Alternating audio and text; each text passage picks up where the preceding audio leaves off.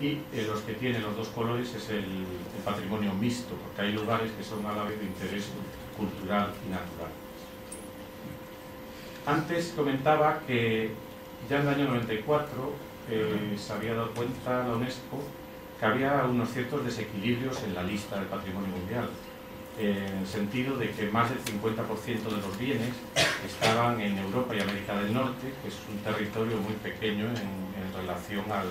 territorio mundial, ¿no? Y por otra parte también que había un desequilibrio entre el patrimonio cultural y el natural, porque más del 80% era cultural, ¿no? Eso se ha ido intentando equilibrar poco a poco, porque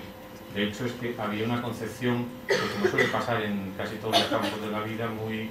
eurocentrista, ¿no? Como la UNESCO se ha creado en Europa, está en Europa, y con los valores del patrimonio que se han generado en Europa, fundamentalmente pues, en Italia, en Francia, en Inglaterra,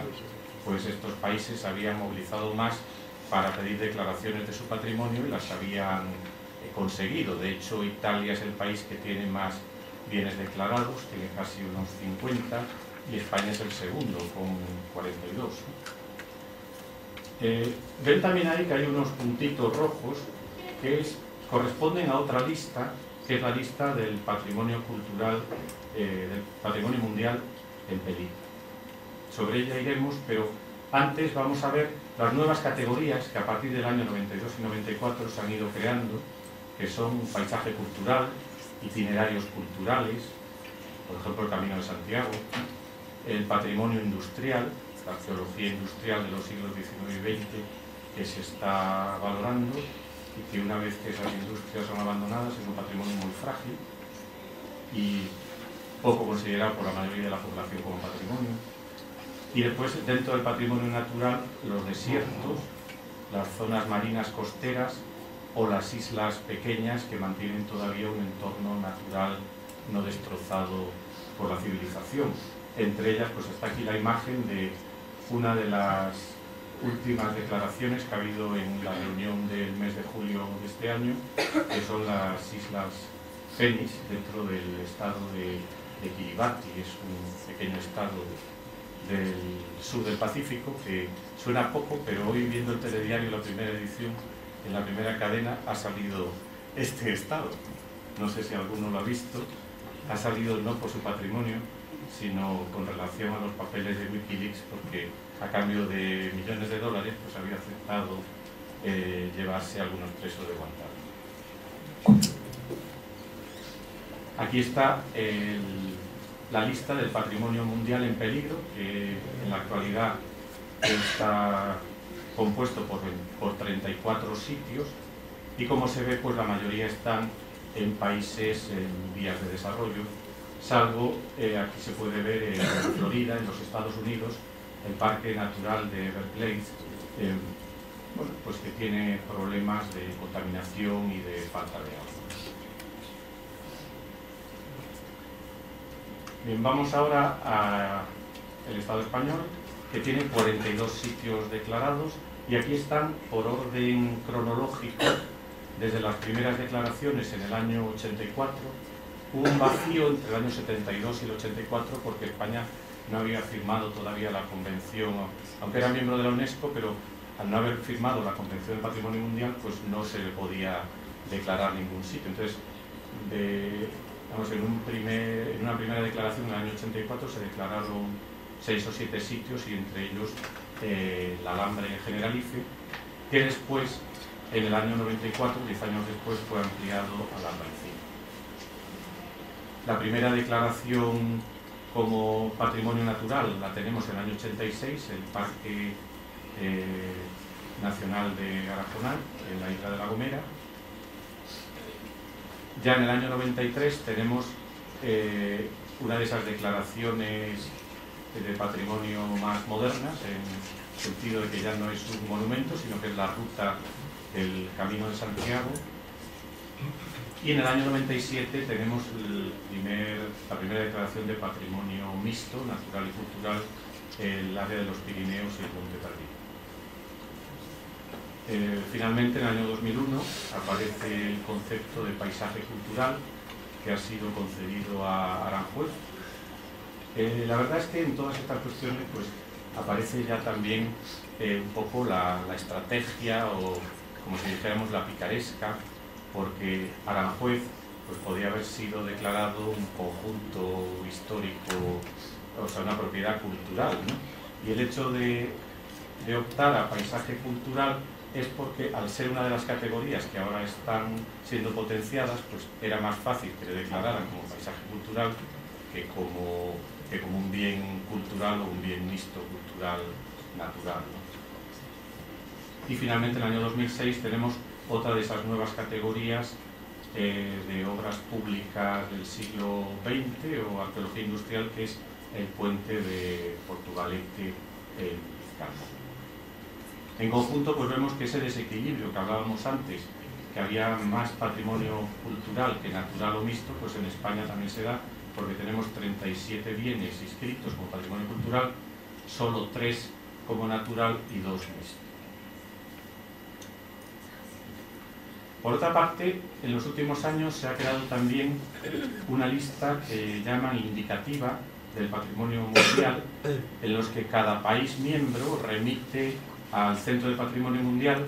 en la lista de, digamos, es como una lista de espera de bienes que pretenden que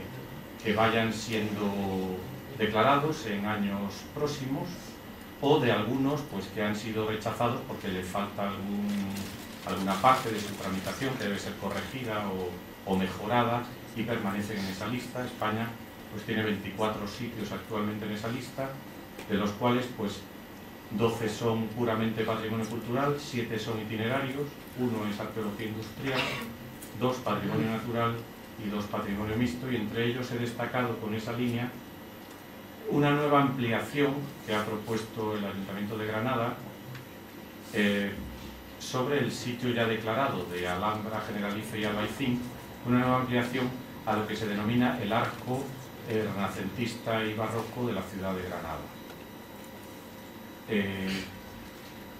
Es algo que está todavía ahí en espera y que no ha sido aprobado, y que se refiere pues a la serie de monumentos, tanto los hechos por los Reyes Católicos como el Hospital Real,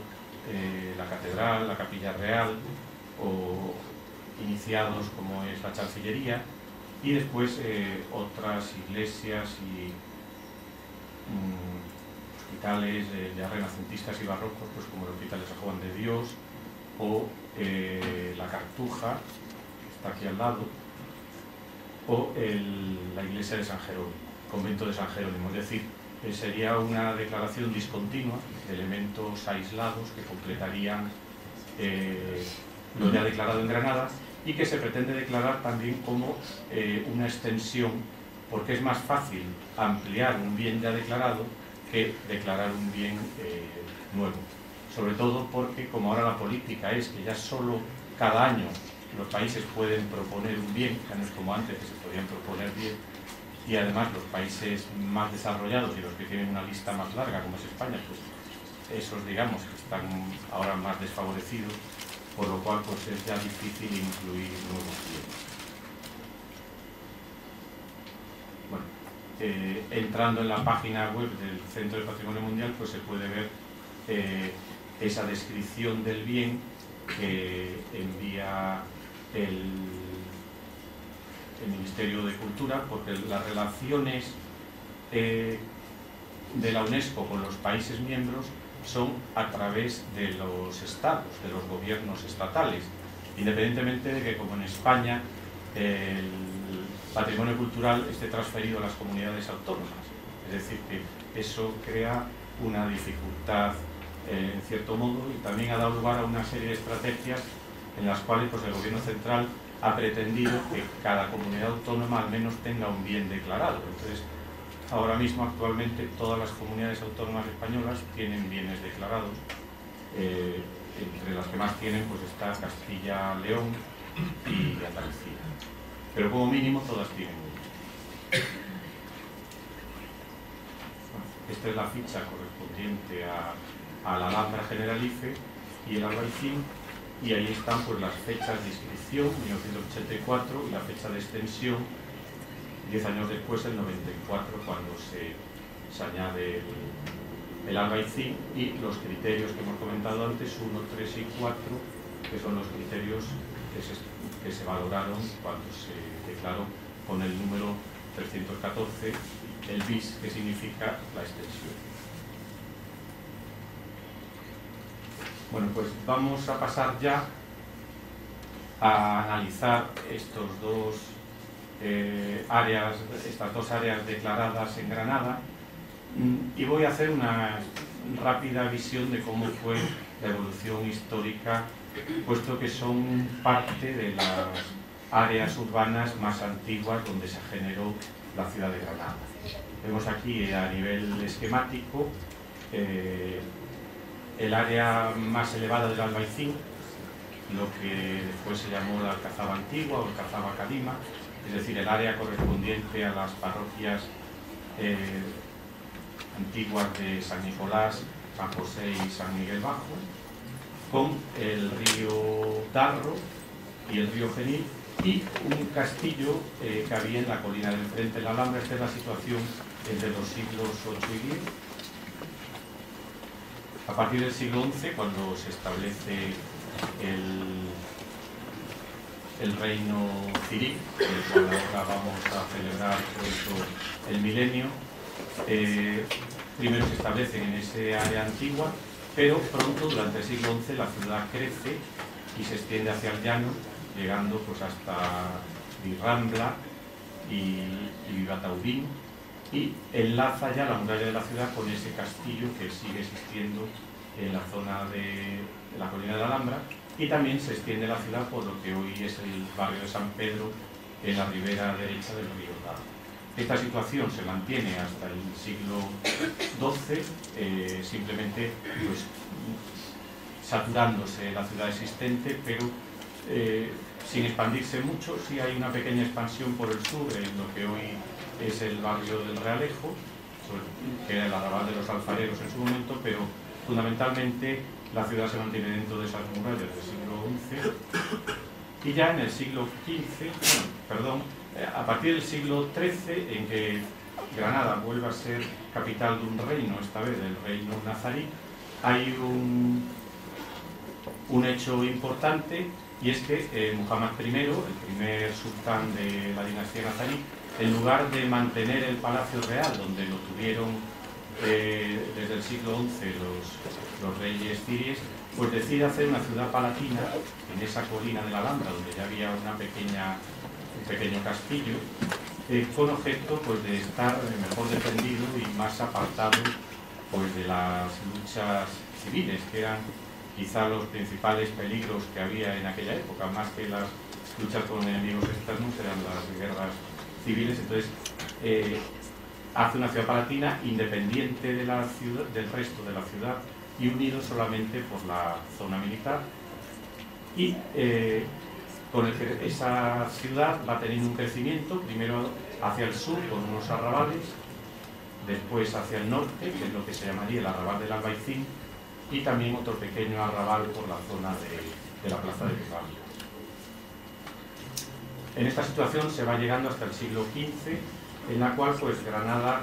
es, con 70.000 habitantes, aunque nos parezca poco, pero eso era una de las ciudades más pobladas de Europa en su momento. Y vamos a ver aquí, porque mientras que la Alhambra se ha mantenido igual, lo que hoy día llamamos Albaicín es un conjunto que va desde la calle Elvira, que es esta calle que hay aquí en color verde, pues hacia el este y hacia el norte. Es un conjunto que está formado por la antigua Alcazaba,